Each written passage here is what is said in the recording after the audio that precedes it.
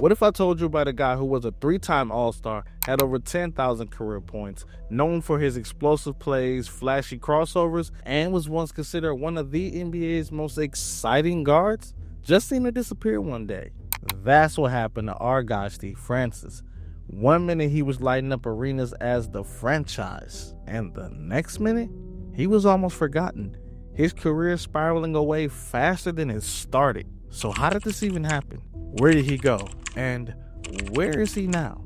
To figure this out, let's rewind the clock and take a look at how it all began. Steve Francis arrived on the scene on February 21st, 1977, in Tacoma Park, Maryland. He was given the nickname Wink during his childhood. Growing up, he didn't have an easy life. His early years were shaped by hardship and loss, which would later have a significant impact on his journey to the NBA. When Steve was just 18 years old, tragedy struck as his mother Brenda passed away from cancer. This devastating loss left a deep hole in his life. His father, who had been absent for much of his upbringing, had served 20 years in federal prison for a bank robbery. As a result, Steve's main support system came from his grandmother, who became a mother figure to him after his mother's death. But even with his grandmother's love and care, his early years were full of challenges. Living in a small apartment with 18 people, he had to struggle through tough financial times, relying on food stamps to get by, something I personally can relate to. Despite the difficulties at home, Steve's environment was even more challenging due to the growing crack epidemic in Washington, D.C. during the 1980s. The neighborhood was full of violence, crime, and drug dealing. And for Steve, the streets were not just a place he lived. They were part of his daily existence. By the time he was 10, he had already started working with drug dealers, helping them out by answering phones for customers who were looking to buy drugs. This early exposure to crime and the harsh reality of the street life would shape Steve's worldview and his future decisions. In addition to the crime around him, Steve faced personal trauma. He was robbed at gunpoint multiple times, beaten and jumped in the streets.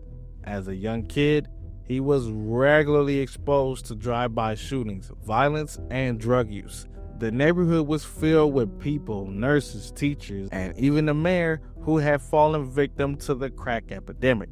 These were not just random strangers. These were everyday people, showing how deeply the epidemic had affected his community. Steve himself wasn't immune to these struggles either, having seen firsthand how the addiction and violence tore people apart. In fact, Steve would later reflect that the most terrifying aspect of his childhood was not the violence, but the widespread addiction, the people slumped over, the needles, and the look in the eyes of those trapped by the drugs. While Steve was trying to survive, he also held on to the one thing that gave him a sense of purpose: basketball. But even that was difficult to pursue. He attended 6 different high schools over the course of his education. The constant movement meant he didn't have a stable environment, and it wasn't easy for him to focus solely on schoolwork. By the time he was 18, after his mother passed away, Steve dropped out of high school. Without much stability, he couldn't focus on school or basketball. The loss of his mother hit him hard, and he fell deeper into the dangerous lifestyle he had been surrounded by for years. However, it wasn't the end for Steve. Despite the setbacks, he found strength to change course, and that's when basketball became his way out. During the time, Steve had turned his back on basketball. An AAU coach came into his life and provided him with the encouragement he needed to see a different path. This coach's words resonated with him, and they became a turning point. Steve began to consider that basketball could be his ticket out of the tough streets he had grown up in. It wasn't an easy decision, but he slowly realized that he had a chance to build a future for himself that didn't involve the dangers of the street life. Despite the challenges of his past, Steve's talent on the basketball court never went away. Even though he hadn't been playing consistently, he was still just naturally gifted. It didn't take long for him to get back into basketball, and soon after, he found an opportunity to play for San Jacinto College in Texas. This was a pivotal moment in his life. The coaches at San Jacinto College had noticed his raw talent while watching him play at an amateur athletic union tournament. the AAU. They reached out to him, offering him a chance to join the team. It wasn't an easy decision for Steve, but with the encouragement of his grandmother, he accepted the offer, got his GED, and made the move to Texas. At San Jacinto, Steve quickly made his mark. He led the team to an undefeated season and a spot in the National Junior College Tournament. His performance on the court helped elevate his status as one of the top junior college players in the country. After his successful stint at San Jacinto, Steve transferred to Allegheny College of Maryland in 1997. There, he replicated his success, leading the team to another undefeated season and another appearance in the national tournament. His performance at both junior colleges earned him national recognition and helped put him on the radar for major college basketball programs. Steve's time in junior college set the stage for his next big move, transferring to the University of Maryland in 1998.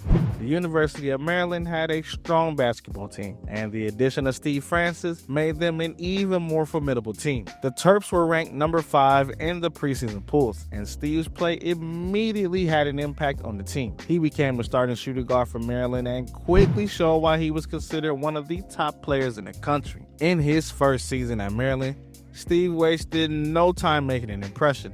He scored 17 points in the season opener against Western Carolina and continued to be a dominant force throughout the year. The team's success helped elevate Maryland's national profile, and they gained attention after an impressive win against the number 5 ranked Stanford in the BB&T Classic.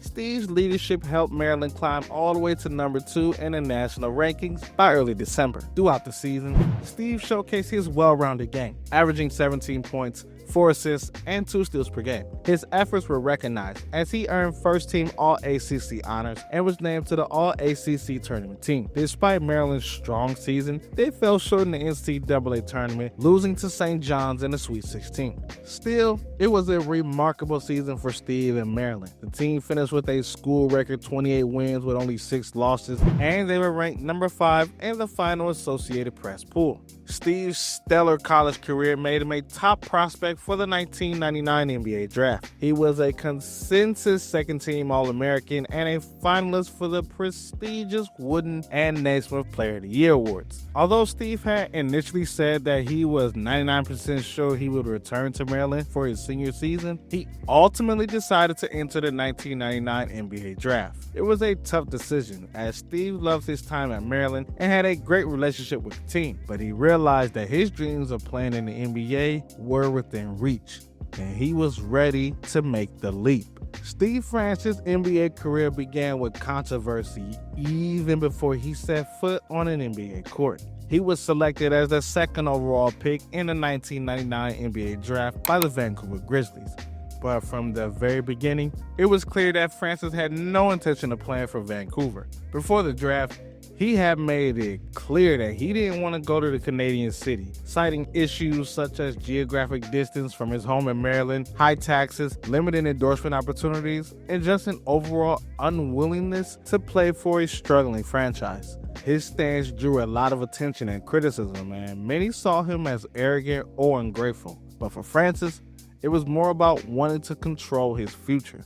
In an interesting turn of events, the Grizzlies were eventually forced to trade Francis before he even played a single game for them. In one of the largest trades in NBA history at the time, Vancouver dealt Francis to the Houston Rockets in a 3-team trade that involved 11 players. And while it was a complex trade, the result was that Francis joined the Rockets, and the stage was set for what would be a thrilling start to his NBA career. Francis immediately made an impact with the Rockets. He was named Co-Rookie of the Year in 2000, sharing the honor with Elton Brand. He quickly established himself as one of the most exciting and explosive point guards in the league. His combination of speed, athleticism, and ball handling skills made him a nightmare for opposing defenders. The highlight of his rookie year came in a 2000 slam dunk contest, where he finished as the runner-up behind Vince Carter. While he didn't win, his performance in the contest only solidified his reputation as a player who could electrify the crowd with his high-flying dunks and fearless style of play.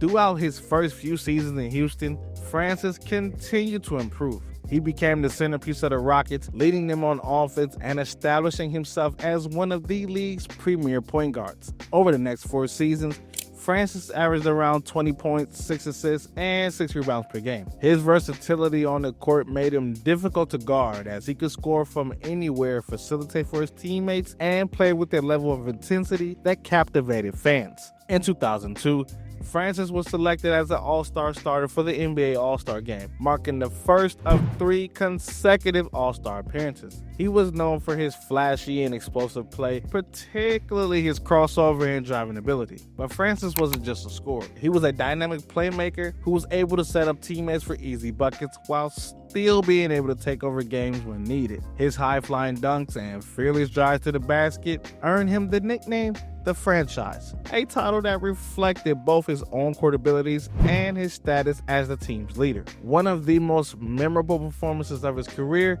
came in 2003, when he scored a career-high 44 points in a game against the Los Angeles Lakers. The game was televised nationally, and Francis put on a show. He had everything working that night: his shooting, his passing, and his athleticism. It was a reminder of just how talented and dangerous he could be when he was at his best. However, despite his individual success, the Rockets had their struggles. The team missed the playoffs for several years, and this frustration began to take its toll on Francis. The Rockets made a major move to try to build a championship contender. They selected Yao Ming with the first overall pick in the NBA draft. Yao's arrival in Houston signaled a shift in the team's focus. And while Francis and Yao formed an exciting duo, it became clear that Francis wasn't completely happy with the change. Despite making another All-Star appearance in 2003, his relationship with then head coach Rudy Tomjanovich began to sour, and his frustrations with the team's direction grew.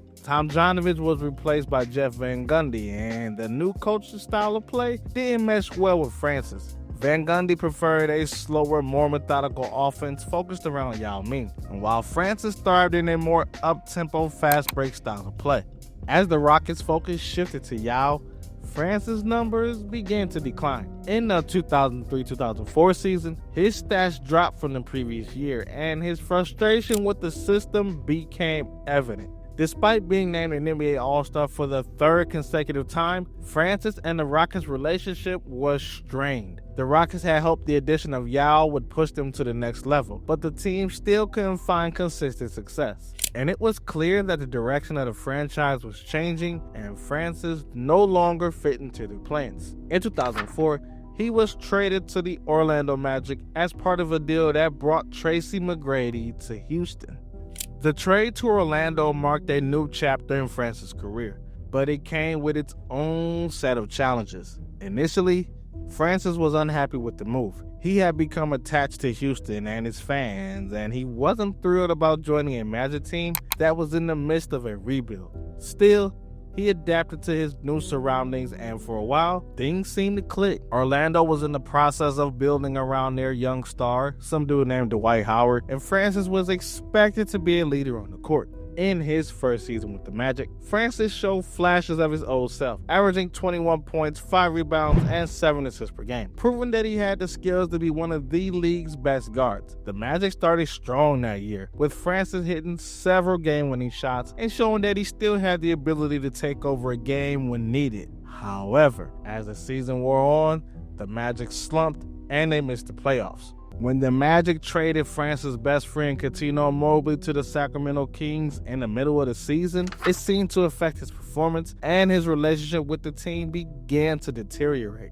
In 2006, his second season with the Magic, things got even worse. Francis was suspended for 2 games by the team for conduct detrimental to the team. It became clear that his time in Orlando was nearing an end. The team was struggling, and his production began to dip. With the Magic rebuilding and trying to develop their young stars, Francis no longer fit into their long-term plans. In February 2006, he was traded again, and this time to the New York Knicks. Francis' time with the New York Knicks was brief and largely forgettable. Traded to the Knicks in February 2006, he joined a team that was going through its own rebuilding phase. Unfortunately, injuries began to catch up with him. He had a recurring knee issue that limited his explosiveness, and his performances dropped significantly. He struggled to get back to that level of play that made him a consistent all-star like he was in Houston. There were brief moments of success, such as a game-winning three-pointer against the Washington Wizards in March of 2007, but overall, Francis was not the same player. His knee injury and the struggles with the Knicks coaching staff took a toll on him, and his time in New York ended when he was traded to the Portland Trail Blazers in 2007. The Blazers bought out the remainder of his contract, and Francis was left to find his next move. In 2007, Francis made the decision to return to Houston, the place where he had achieved his greatest success. He signed a 2-year, $6 million deal with the Rockets, hoping to prove that he still had something to offer. However, injuries continued to plague him.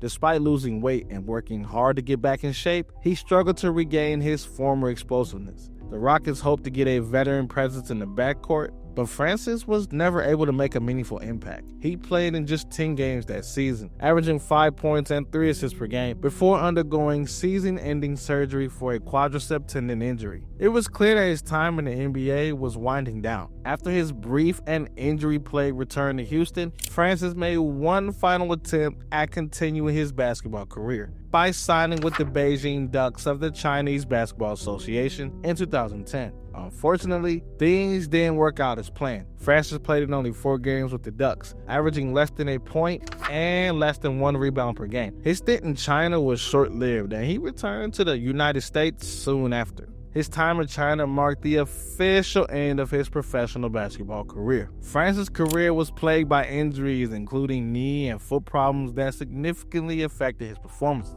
Once considered one of the most explosive guards in the league, his physical decline came too quickly. His game relied heavily on athleticism and was compromised by injuries. As a result, his playing style no longer had the same impact. The Rockets' shift in focus to Yao Ming, along with a change in coaching philosophy under Jeff Van Gundy, also contributed to his struggles. The team's offense was built around the big man, and Francis found himself relegated to a secondary role, which I personally believe was a mistake. Francis was at the peak of his powers, and Yao was a young big man still trying to navigate the giants of the NBA. But you really can't argue with how things worked out for the Rockets. Throughout his career, Francis was traded several times, moving from Houston to Orlando, then to New York, then to Portland, even though he never played for the Blazers, back to Houston, and then finally Memphis. Unfortunately, his time with the Grizzlies was short-lived.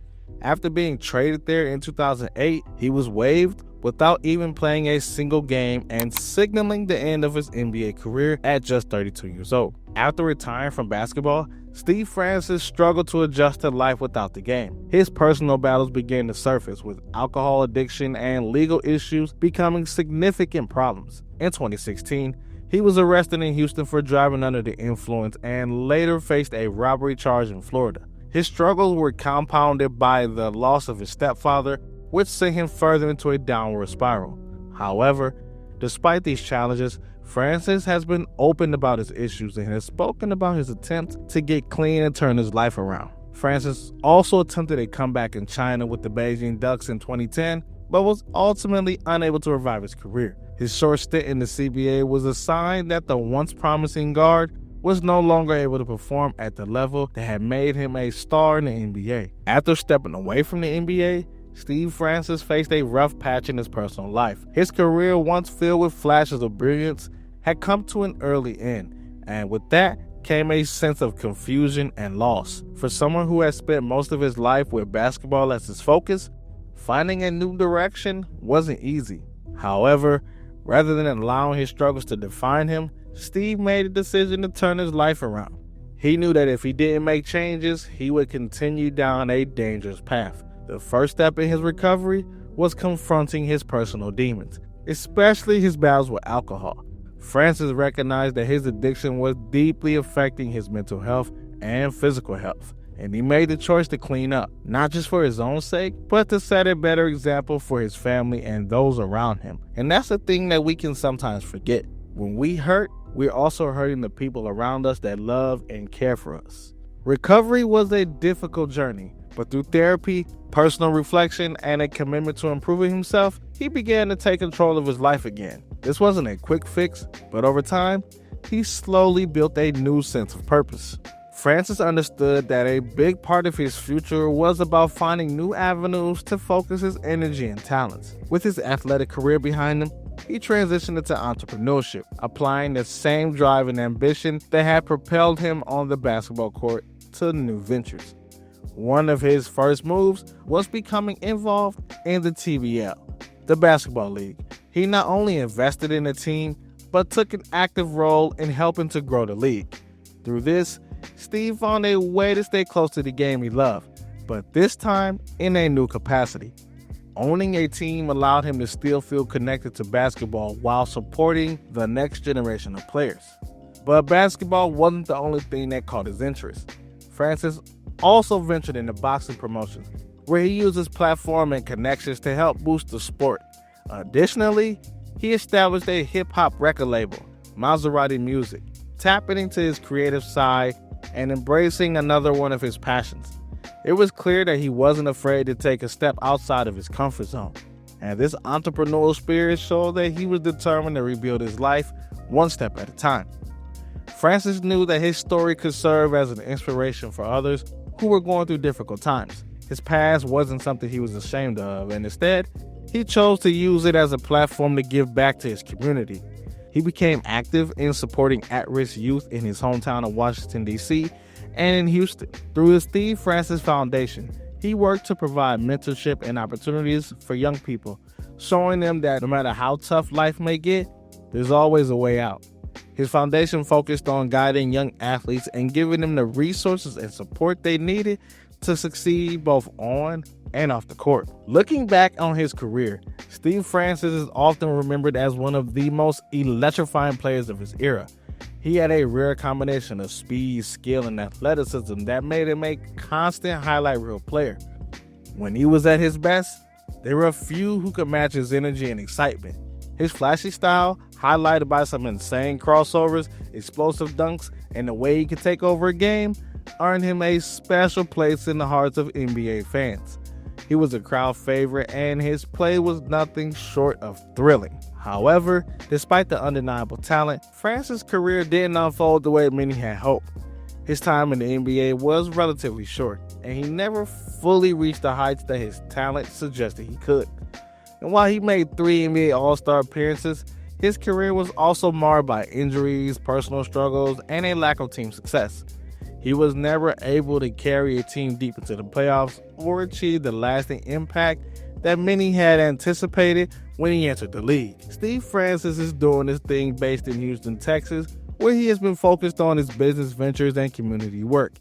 He's expressed interest in the business side of basketball, leveraging his experience to grow the sport locally. He also remains active with the Steve Francis Foundation, which supports educational and recreational opportunities for at-risk youth in Houston and Washington, D.C. Sometimes you can catch him on a podcast or two if you get lucky. His story is not one of failure. It's one of potential unrealized.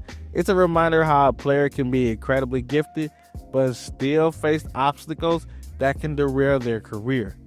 Francis' career might have not been as long as some had expected, but it was clearly filled with moments that left an impression. Fans remember the spark he brought to the game, the way he could light up a crowd with his performances, and in a way, that's the essence of his legacy.